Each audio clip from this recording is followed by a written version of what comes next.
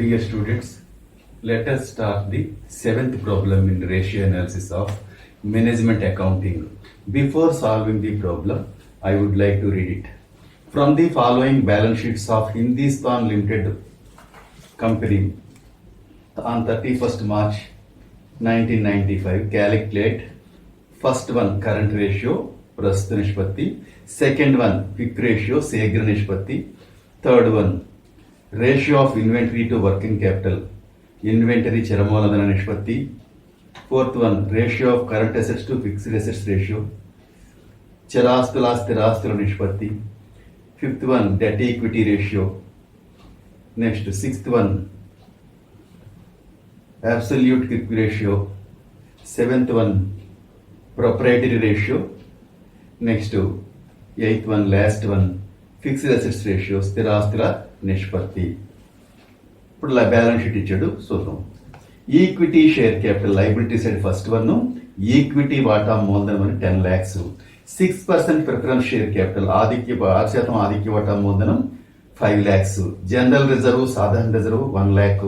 P&L account లాభనట్లు కథ 4 lakhs. Provision for taxation 1,76,000. Bills payable చెల్లింపు bill 1,24,000. Bank overdraft 20,000. Creditors రుణదాతలు 80,000. 12% debentures 5 lakhs. Next asset సైడ్కి goodwill at cost, goodwill ఖరీదుకి ఎంతంటే 5 lakhs, అంటే బయట నుంచి కొనుక్కొచ్చారన్నమాట గుడ్ విల్ని. ప్లాంట్ అండ్ మిషనరీ, ప్లాంట్ యంత్రాలు 6 lakhs. Land and buildings 7 lakhs. Furniture fixtures 1 lakh. ఇవన్నీ కూడా ఇంతవరకు 4 ఆస్తులు స్థిరాస్తులు. స్టాక్ ఇన్ ట్రేడ్ వర్తకపు సరుకు 6 lakhs. బిల్స్ రిసీవబుల్స్ వసూలు బిల్లులు 30,000. డెటార్స్ 1,50,000 రుణగ్రస్తులు. Bank balance 2 lakhs. Marketable securities market అవదగ్గ సెక్యూరిటీలు 20,000. Total 29 lakhs. ఇది ప్రాబ్లం. ఫస్ట్ మనం ఏం చేయాలంటే కరెంట్ రేషియోని ఫైండ్ అవుట్ చేయమన్నాడు. కరెంట్ రేషియో కావాలంటే current assets by current liabilities, current assets by current liabilities. ప్రస్తుత నిష్పత్తి ఈజ్ ఈక్వల్ టు ప్రస్తుతాస్తులు బై ప్రస్తుతప్పులు. ప్రస్తుతాస్తులు అంటే మీకు చెప్పాను, current assets is equal to మనకి ఈ లెక్క ప్రకారం స్టాక్ సరుకు, బిల్ రిసీవబుల్ అంటే వసూలు బిల్లు, డెటార్స్ అంటే రుణగ్రస్తులు, bank balance, marketable securities, marketable securities. ఇవి 5 కూడా ఈ ప్రాబ్లంలో ఉన్న కరెంట్ అసెట్స్ లేదా ప్రస్తుత ఆస్తులు. ఇవన్నింటినీ కలిపితే మనకి ఎంత వచ్చిందంటే 10 lakhs వచ్చింది. అలాగే కరెంట్ లైబిలిటీస్, కరెంట్ లైబిలిటీస్ అంటే ప్రస్తుత అప్పులు. ప్రొవిజన్ ఫర్ ట్యాక్సేషన్ పన్ను కొరకు ఏర్పాటు, బిల్స్ పేయబుల్ చెల్లింపు బిల్లు, బ్యాంకు ఓవర్ డ్రాఫ్ట్, రుణదాతలు. క్రెడిటార్స్ అంటే రుణదాతలు. ఈ 4 అమౌంట్లు కలిపితే చూడండి 1,76,000, 1,24,000 plus 20,000 plus 80,000, that is equal to 4 lakhs వచ్చింది. ప్రస్తుత ఆస్తులు టోటల్ ఎంత అంటే 10 lakhs. ప్రస్తుత అప్పులు టోటల్ 4 lakhs. అంటే కరెంట్ అసెట్స్ టోటల్ 10 lakhs వచ్చింది. Current liabilities total 4 lakhs. ఈ నిష్పత్తి కడితే మనకి 2.5 వచ్చింది. ఇక్కడ మనకి 100 లేనప్పుడు కంపల్సరీగా 1 వేసుకోవాలి. అంటే current ratio is equal to 2.5:1. రెండోది క్విక్ రేషియో లేదా లిక్విడ్ రేషియో. దీన్ని liquid assets by current liabilities అంటే శీఘ్ర నిష్పత్తి ఈజ్ ఈక్వల్ టు లేదా ద్రవ్యత్వ నిష్పత్తి అంటాం. శీఘ్రాస్తులు బై ప్రస్తుత అప్పులు, శీఘ్ర ఆస్తులు బై ప్రస్తుత అప్పులు. శీఘ్రాస్తులు అంటే ప్రస్తుత ఆస్తుల నుంచి సరుకును ముందుగా చెల్లించిన వ్యయాలు, స్టాకు, ప్రీపెయిడ్ ఎక్స్పెన్సెస్ తప్పించేసి మిగిలిన కరెంట్ అసెట్స్ అన్నీ కూడా మనకి ఏమవుతాయి అంటే ఈ యొక్క లిక్విడ్ అసెట్స్ లేదా క్విక్ అసెట్స్ అవుతాయి అనమాట. ఇందులో అందుకని స్టాక్ కింద గీత పెట్టాను. ఈ స్టాక్ తప్ప ఈ మిగతా అన్ని టోటల్ చేసుకోవాలి. Bill receivables, debtors, bank, marketable securities. అంటే ఇవన్నీ 4 టోటల్ చేస్తే 4 lakhs వచ్చింది. 30,000 ప్లస్ 1,50,000 ప్లస్ 2 lakhs ప్లస్ 20,000 ఎంతంటే మనకి ఈ యొక్క శీఘ్ర ఆస్తులు లేదా క్విక్ అసెట్స్ టోటల్ ఎంతంటే 4 lakhs. కరెంట్ లైబిలిటీస్ టోటల్ ఇందాక మనం లెక్క పెట్టాం కాబట్టి అది 4 lakhs. అప్పుడు 4 lakhs బై 4 lakhs అయితే 1 వచ్చింది. మనం 1:1 మనం పెట్టుకుంటాం. ఎప్పుడైనా సరే కింద పక్కన ఎప్పుడైతే 100 లేదు మనం ఏం చేయాలంటే 1:1 కంపల్సరీగా పెట్టాలి. అంచేత దేర్ఫోర్ లిక్విడ్ రేషియో లేదా quick ratio is equal to 1.1 అనమాట. Next the inventory to working capital ratio. Inventory to working capital, inventory అంటే సరుకు అని అర్థం. ఇన్వెంటరీ బై దానికి వర్క్స్ ఫార్ములా అంటే ఇన్వెంటరీ బై వర్కింగ్ క్యాపిటల్. తెలుగులో ఇన్వెంటరీ చరమూలధన నిష్పత్తి లేదా ఇన్వెంటరీ నిర్వహణ మూలధన నిష్పత్తి అనొచ్చు. చరమూలధనం అన్నా నిర్వహణ మూలధనం అన్నా ఒకటే. ఇన్వెంటరీ అంటే సరుకు నిర్వహణ మూలధనం కూడా చెప్పొచ్చు అనమాట. ఇన్వెంటరీ చరమూలధన నిష్పత్తి is equal to inventory by చరమూలధనము లేదా నిర్వహణ మూలధనము. నిర్వహణ మూలధనం కావాలంటే ఫార్ములా అంటే working capital is equal to current assets minus current liabilities. నిర్వహణ మూలధనం లేదా చరమూలధనం కావాలంటే ప్రస్తుత ఆస్తులు మైనస్ ప్రస్తుత అప్పులు, ప్రస్తుత ఆస్తులు మైనస్ ప్రస్తుత అప్పులు. ప్రస్తుత ఆస్తులు మనకి ఇందాక మనం క్యాల్కులేట్ చేసాం 10 lakhs, కరెంట్ లయబిలిటీస్ మనకి 4 lakhs వచ్చింది. రెంట్కి డిఫరెన్స్ 6 lakhs అనమాట. Working capital ratio is equal to మనకి inventory 6 lakhs, working capital 6 lakhs. 6 lakhs by 6 lakhs అంటే 1 వచ్చింది. 1 మనం పెట్టుకుంటాం అనమాట. Therefore inventory to working capital ratio is equal to 1:1 అనమాట. Next the current assets to fixed assets ratio. స్థిరాస్తుల నిష్పత్తి current assets to fixed assets ratio. దీని formula అంటే current assets by fixed assets. Current assets అంటే already మనకు తెలిసి ఇవన్నీ కూడా ఏంటవి stock, receivables, debtors, bank, marketable securities. లాస్ట్లో ఉన్నాయి బ్యాలెన్స్ షీట్లో ఈ 5 కూడా. ఫస్ట్ 4 మనకి ఫిక్స్డ్ అసెట్స్ ఇచ్చాడు 19 lakhs. అప్పుడు చరాస్తుల టోటల్ 10 లక్షలు ఉంది. చరాస్తులున్నా ప్రస్తుతాస్తులున్నా ఒకటే. మీకు స్థిరాస్తుల టోటల్ మనకి 19 లక్షలు. స్థిరాస్తులు అంటే భూములు, భవనాలు, ప్లాంట్ యంత్రాలు, గుడ్ విల్ ఏమి ఉన్నాయి కదా, అవి 19 lakhs ఉన్నాయి. 10 lakhs బై 19 lakhs ఇస్తే 0.53 వచ్చింది. 1:1 మనం పెట్టుకుంటాం అనమాట. Therefore current assets to fixed assets ratio is equal to 0.53:1. Next debt equity ratio. రుణము ఈక్విటీ నిష్పత్తి. దీనికి long term debts by shareholders funds. మీకు ఇంకో ఫార్ములా చెప్పాను నోట్స్లో, అది కూడా వేసుకోవచ్చు, ఇది కూడా వేసుకోవచ్చు. దానికి ఏంటంటే outsiders funds by shareholders funds. దానికంటే ఇది ఈజీ ఫార్ములా కాబట్టి లాంగ్ టర్మ్ డెట్స్ అంటే డిబెంచర్లు, దీర్ఘకాలిక అప్పులు అనమాట.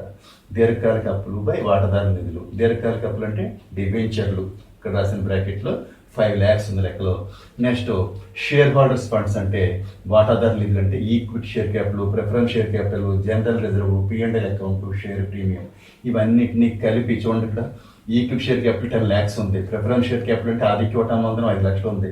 సాధారణ రిజర్వ్ 1 లక్ష ఉంది. లాభం కదా 4 లక్షలు ఉంది. షేర్ ప్రీమియం ఏం లేదు కానీ ఒక ప్రాబ్లంలో ఉండొచ్చు అని నేను ఇక్కడ రాశాను. ఈ 4 అమౌంట్స్ని టోటల్ చేస్తే 20 లక్షలు వచ్చింది.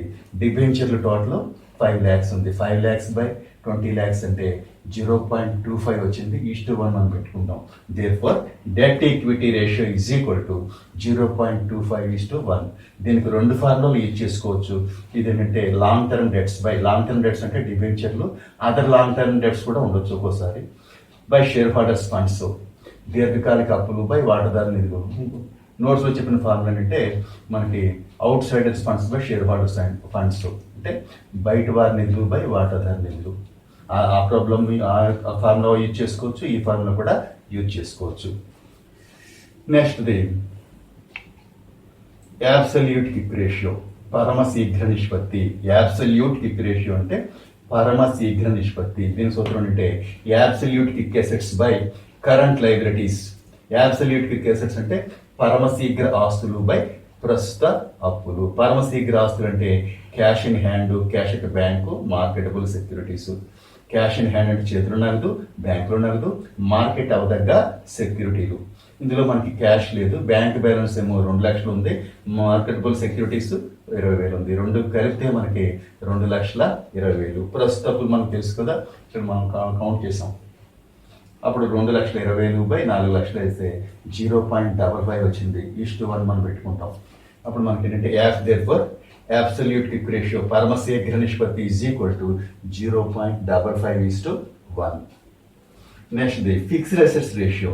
దీనికి fixed assets by capital employed. Fixed assets by capital employed. Fixed assets 19 lakhs, goodwill మనకి ఇవన్నీ ఉన్నాయి కదా, plant and machinery, land and buildings, furniture, ఇవన్నీ కలిపితే 19 lakhs ఉంది. క్యాపిటల్ ఎంప్లాయిడ్ కావాలంటే equity share capital, preference share capital, reserve, P&L account, డిబెంచర్లు కూడా కలపాలి. కల్పిత ఆస్తులు ఉన్నట్టయితే అంటే ప్రాథమిక ఖర్చులు కానీ వాటా జరిపే డిస్కౌంట్, డిబెంచర్ జరిపే డిస్కౌంట్ ఉన్నట్టయితే వాటిని తీసివేయాలి.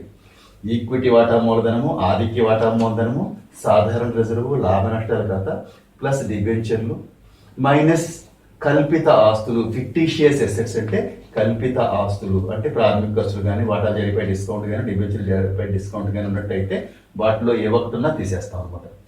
మనకి ఈక్విటీ షేర్ క్యాపిటల్ 10 లక్షలు ఇచ్చాడు, ప్రిఫరెన్స్ షేర్ క్యాపిటల్ 5 lakhs ఇచ్చాడు, రిజర్వులు మనకి 1 lakh ఉంది, తర్వాత P&L అకౌంట్ 4 lakhs, డిబెంచర్లు 5 lakhs, కల్పిత ఆస్తులు ఏమీ లేవు. ఇవన్నీ కలిపితే 25 lakhs వచ్చింది.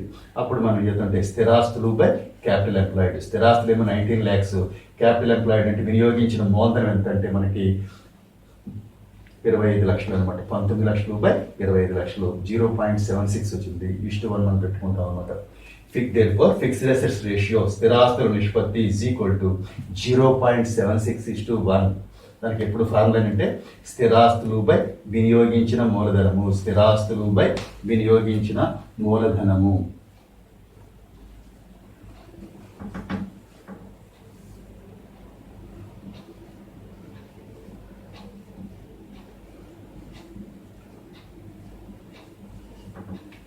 స్థిరాస్తులపై వినియోగించిన మూలధనం.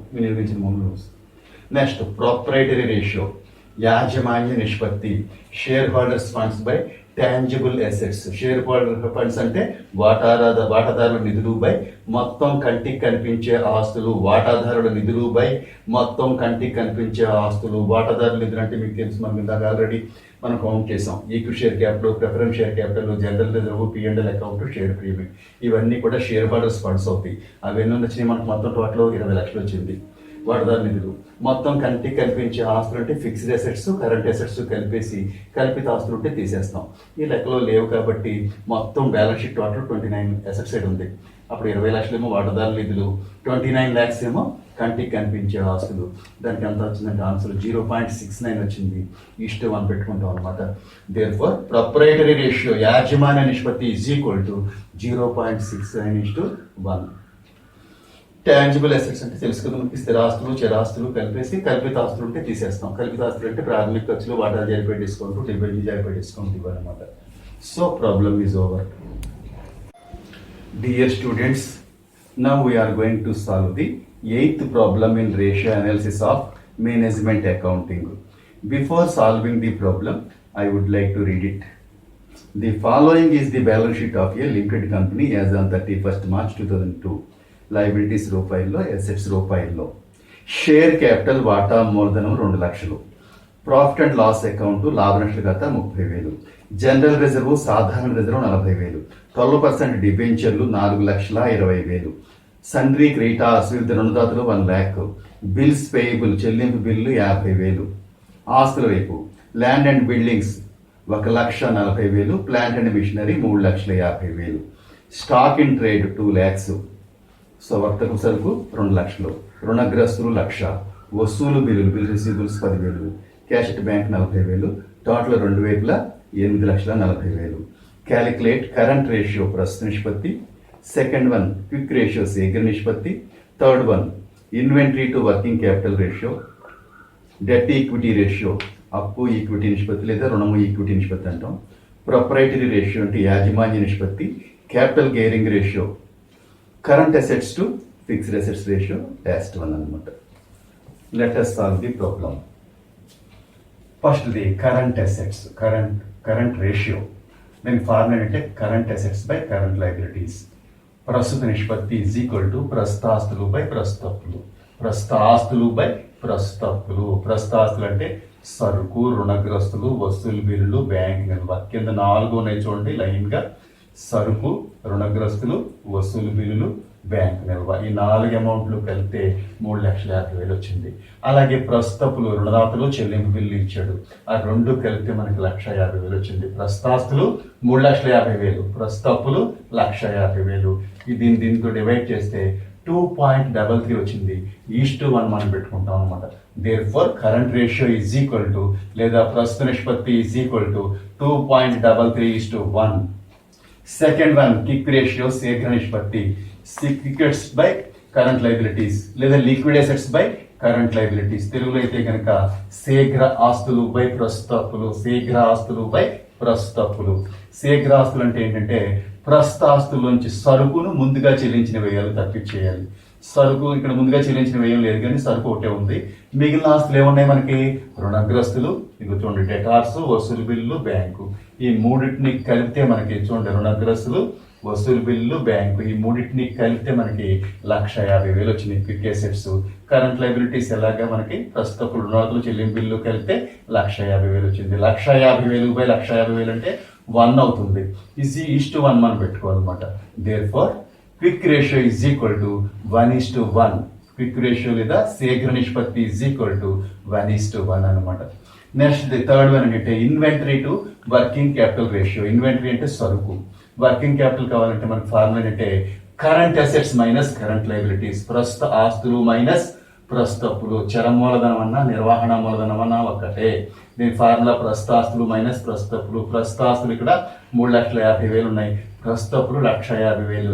రెంట్కి డిఫరెన్స్ 2 lakhs ఏమవుతుందంటే వర్కింగ్ క్యాపిటల్, నిర్వహణ మూలధనం. ఇక్కడ ఇన్వెంటరీ కూడా మనకి 2 lakhs ఇచ్చాడు, నిర్వహణ మూలధనం కూడా 2 లక్షలే ఉంది. 2 లక్షలు బై 2 లక్షలు వేస్తే 1 వచ్చింది. ఈజ్-1 మనం పెట్టుకోవాలన్నమాట. అప్పుడు therefore inventory to working capital ratio లేదా ఇన్వెంటరీ టు నిర్వహణ మూలధన నిష్పత్తి ఈజ్ ఈక్వల్ టు 1:1 అనమాట. నెక్స్ట్ డెట్ ఈక్విటీ రేషియో, రుణము ఈక్విటీ నిష్పత్తి. దీనికి long term debts by shareholders funds. దీర్ఘకాలిక అప్పులు బై వాటాదారు నిధులు. దీర్ఘకాలిక అప్పులు అంటే డిబెంచర్లు, ఇతర దీర్ఘకాలిక అప్పులు కూడా ఉంటాయి. దీనికి ఈ ఫార్ములా యూజ్ చేసుకోవచ్చు. మీకు నోట్స్ లో వేరే ఫార్ములా చెప్పాను. దాని అదేంటంటే మీకు out cider funds by shareholders funds, అంటే తెలుగులో బయట వారి నిధులు బై వాటాదారుల నిధులు. దానికంటే ఇది ఈజీగా ఉంటుందని ఈ ఫార్ములా నేర్చుకోండి. రెండిట్లో ఏది వేసినా మీకు మార్కులు వేస్తారు. Long term debts by shareholders funds, దీర్ఘకాలిక అప్పులు బై వాటాదారుల నిధులు. దీర్ఘకాలిక అప్పులు అంటే డిబెంచర్లు ఎస్పెషల్లీ, ఒక్కోసారి ఇతర దీర్ఘకాలిక అప్పులు కూడా ఉండొచ్చు. ఆ రెండు కూడా కలుపుకుంటాం అనమాట. ఈ లెక్కలో దీర్ఘకాలిక అప్పులు 4,20,000 ఇచ్చాడు, డిబెంచర్లు 4,20,000 ఇచ్చాడు. వాటాదారుల నిధులు అంటే మీకు తెలుసు, వాటాదారుల నిధులు అంటే equity share capital, preference share capital, P&L account, general reserve, share premium, ఇవన్నీ కలిపితే షేర్ హోల్డర్స్ ఫండ్స్ అవుతాయి. ఈ లెక్కలో equity share capital, P&L account, general reserve మాత్రమే ఉన్నాయి, ఈ మూడే మాత్రమే ఉన్నాయి.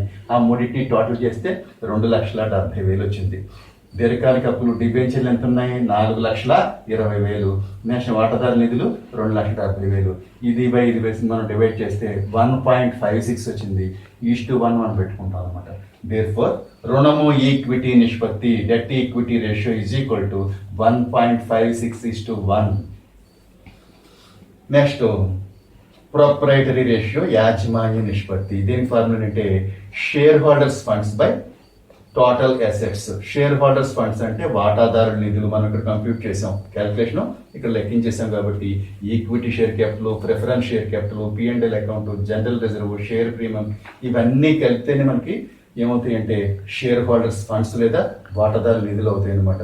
ఇక్కడ వాటాదారుల నిధులు మనకి వాటాదారు నిధులు బై మొత్తం ఆస్తులు. బ్యాలెన్స్ షీట్ లో మొత్తం ఆస్తులు ఎంత ఉన్నాయి? 8,40,000 ఉన్నాయి. వాటాదారు నిధులు 2,70,000. 2,70,000 బై 8,40,000 వేస్తే 0.32 వచ్చింది.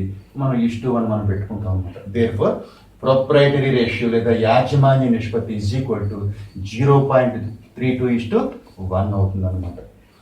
ఇంకా క్యాపిటల్ గేరింగ్ రేషియో, మూలధన గేరింగ్ నిష్పత్తి. దీనికి డిబెంచర్లు ప్లస్ ఆధిక్య వాటా మూలధనం, బాగు పెట్టుకోండి, డిబెంచర్లు ప్లస్ ఆధిక్య వాటా మూలధనము by equity share holders funds. అప్పుడు ఏమవుతాయంటే డిబెంచర్లు మనకు 4,20,000 ఇచ్చాడు, ఆధిక్య వాటా మూలధనం ఈ లెక్కలో లేదు. ఈక్విటీ షేర్ హోల్డర్స్ ఫండ్స్ అంటే equity share capital, general reserve, P&L account, share premium, ఈ 4 అమౌంట్లు కలుపుతాం. ఈ లెక్కలో మాత్రం equity share capital, P&L account, general reserve మాత్రమే ఉంది. అవే ఈక్విటీ నిధులు అవుతాయి అనమాట.